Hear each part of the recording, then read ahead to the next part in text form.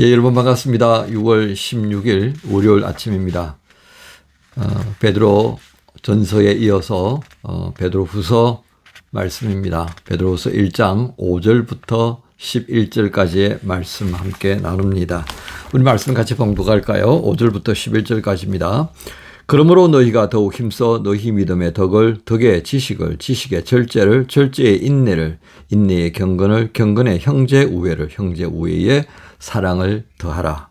이런 것이 너희에게 있어 흡족한 적 너희로 우리 주 예수 그리스도를 알기에 게으르지 않고 열매 없는 자가 되지 않게 하려니와 이런 것이 없는 자는 맹인이라 멀리 보지 못하고 그의 옛 죄가 깨끗하게 된 것을 잊었느니라. 그러므로 형제들아 더욱 힘써 너희 부르심과 택하심을 굳게 하라. 너희가 이것을 행한 적 언제든지 실족하지 아니하리라. 이같이 하면 우리 주 곧 구주 예수 그리스도의 영원한 나라에 들어감을 넉넉히 너희에게 주시리라. 아멘.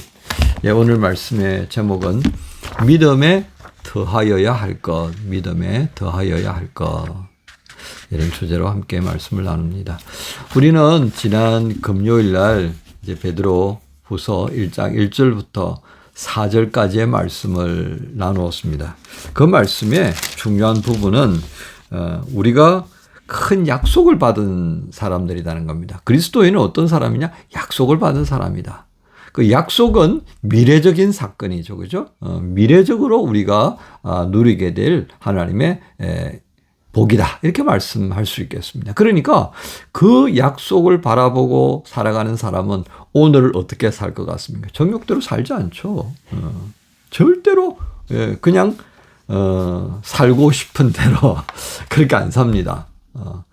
만약에 이 살고 싶은 삶이 정말 믿음에 의하여서 하나님 나라를 바라보며 사는 삶이 얼마나 좋겠습니까? 자, 우리는 그러한 말씀에 근거해서 이제 그 다음 5절로부터 넘어가는 겁니다. 이처럼 약속을 붙들고 정욕을 대항해서 우리에게 하나님이 기대하시는 그 복된 모습을 유지하려고 한다면, 이제부터 중요합니다. 이제부터 필요한 것이 뭘까? 5절부터 너희가 더욱 힘써 너희 믿음에 덕을 이렇게 붙입니다. 이 덕으로부터 시작해서요, 계속해서 붙여져 나가는 것이 많죠. 그죠? 덕이 있고, 지식이 있고, 절제가 있고, 인내가 있고, 인내에다가 경건을 더하고, 자, 그런데 이런 것들이 쭉 이어나가면서 마지막, 목적이 뭡니까? 마지막 타겟, 그것은 바로 사랑을 더하라 하는 것이었습니다. 믿음에다가 붙이고 해서 마지막에 뭘 붙이라고요? 사랑입니다. 이게 왜 중요해요? 여러분, 이 사랑은 어떤 사랑입니까? 아가페입니다. 그리스도께서 우리에게 보여주셨던 그 사랑 때문에 우리가 구원받았잖아요. 삼위 하나님께서 우리에게 보여주신 이 사랑의 열정 때문에 그리스도께서 우리를 찾아오셨고 그 예수 그리스도를 믿는 성령의 감동함을 주시고 우리가 구원을 얻은 거예요. 그러니까 이 믿음은 결국 무엇을 말합니까? 출애굽기 우리 공부할 때 배웠잖아요. 시작이다. 구원은 우리에게 새로운 삶의 시작, 새로운 신분의 시작, 새로운 습관의 시작, 모든 것의 시작점이었다라고 하는 것입니다. 그러니까 그 시작에만 머물러 있으면 어떻게 돼요? 나는 믿음이 있다 그러면서 행하지 않는 게 이게 뭐로 얘기해요? 시작만 하고 아무것도 안 하는 거예요. 그런 관점에서 오늘 덕은 뭡니까? 실천의 첫 번째 항목이 되는 겁니다. 그래서 덕을 사람들은 이렇게 말해요. 덕이라고 하는 것은 실천적인 항목이다. 덕을 실천적이 아닌 어떤 관념적인 사고를 하면 그건 뭐예요? 아무것도 아니다 이 말이에요. 믿는다 그러면서 행하지 않는 그 믿음은 아무런 능력도 없는 거다. 야고보 선생이 우리에게 경고하고 있지 않습니까? 바로 그러한 말씀의 자리에서 바라다 보면 우리 믿음에 더해야 될 것이 참 많다. 근데 이렇게 더해야 되는 것을 이렇게 나열한 이유가 뭐냐면요. 우리가 좀 열심을 가질 필요가 있단 말이죠. 그래서 8절에 믿음에 이러한 것을 더해야 하는 이유를 설명합니다. 그리스도를 아는 일에 게으르거나 열매를 맺지 못하는 사람이 되지 않도록 하기 위해서 부지런히 살아가는 거다. 부지런히 살아감이 필요하다. 그 살아간다라고 하는 것은 여기에 가득 채워가고 여기를 뜨겁게 하면서 손과 발이 움직이는 그 모습이다 하겠습니다.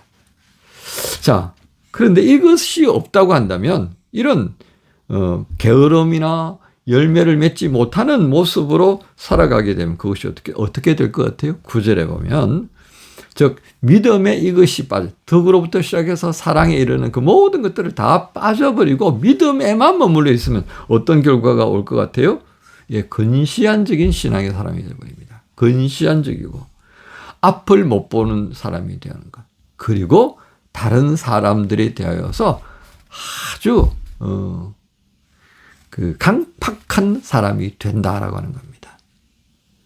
자, 즉 우리가 덕을 처음에 이야기했는데요. 덕은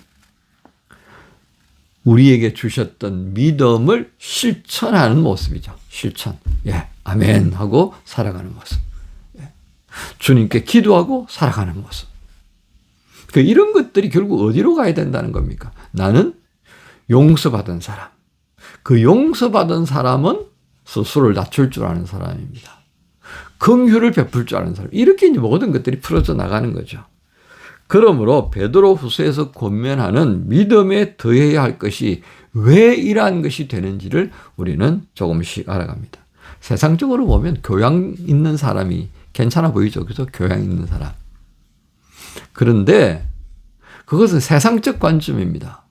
믿음의 근거에서 우리가 하나님께서 우리를 보고 싶어하는 모습이 있습니다. 그건 무엇입니까? 남을 먼저 생각하는 사람에서부터 시작하다. 왜? 그리스도께서 우리를 먼저 생각하시기에 십자가 고통도 아랑곳하고 다 감당하셨잖아요. 그걸 생각하면 예수님의 낮아지심을 먼저 우리가 생각한다면 우리 또한 그렇게 가야 하는 것 아니겠나? 라고 하는 겁니다. 이런 것에 대해서 열심을 내고 어떻게 하면 내가 더 덕스러움을 나타낼 수 있을까? 이런 관점에서 지식의 자리에 나아가도록 그렇게 우리에게 당부하는 겁니다. 여러분, 이런 열정이 우리에게 없다면 어떻게 되겠습니까? 여기가 좋사오니 초막샘만 짓고 그냥 살아가는 겁니다. 여러분, 나이가 들면서 왜 답답하게 보여질까요? 왜 나이가 들어가면 개팍스러워질까요?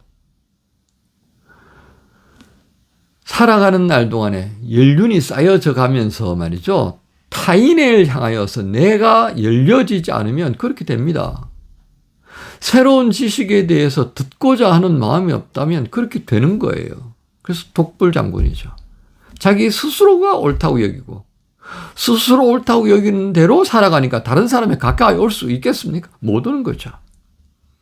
그래서 여러분 젊은 날에서 뿐만 아니라 나이가 점점 들어갈수록 다른 사람이 써놓은 책들을 좀 대해야 합니다. 사상을 담은 책이든지 어떤 분석 자료를 만들어낸 책이든지 수필집이든지 소설이든지 다른 사람이 뭐라고 얘기하는지를 읽고 보고 듣는 그런 시간을 가져야 합니다. 자, 그런 측면에서 오늘 이 믿음에 더하여야 하는 것이 무엇인가를 우리는 조금 더 고민하면서 살펴봐야 하지 않겠습니까? 오늘 베드로 사도는 그 믿음의 한계성을 우리에게 보여줍니다. 그대로 멈춰 있으면 한계가 있다는 얘기예요. 그 믿음은 계속해서 자라가야 합니다. 자라가지 않는 믿음을 경계한 거예요. 믿음이, 또 목사님이 믿음에 대해서 이상한 얘기 하더라. 아니요, 이 믿음으로 구원받아요. 그런데 그 믿음이 나의 구원뿐만 아니라 다른 사람이 구원을 얻을 수 있도록 돕는 도구가 되어야 하지 않겠습니까? 통로가 되어야 하지 않겠습니까? 그렇게 하기 위해서 뭐가 필요하다고? 덕이 필요하고요. 지식이 필요하고요. 절제가 필요하고 인내가 필요하고 경건이 필요하고 우애함이 필요하고 사랑이 필요하다, 그 말씀을 오늘 사도가 하고 있는 겁니다.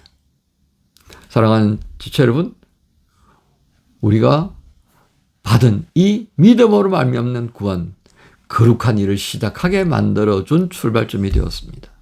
모든 제한을 하나님께서 예수 안에서 다 철폐하셨습니다. 이제 앞으로 나가면 된다고 말이죠. 그리고 하나님의 아름답고 복된 그 형상을 이루기 위하여서 새롭게 시작할 수 있는 기회를 주셨으니까 이제 달려나가야죠. 실천해야죠. 그것을 통하여서 게으르지 않고 열매 맺는 자가 되어져서 그리스도 예수 안에서 하나님이 보실 때 인정할 수 있는 그 믿음을 가지라고 우리에게 당부하는 것입니다. 사랑하는 지체 여러분, 3.1체 기념주의를 보내면서 맞이한 월요일입니다.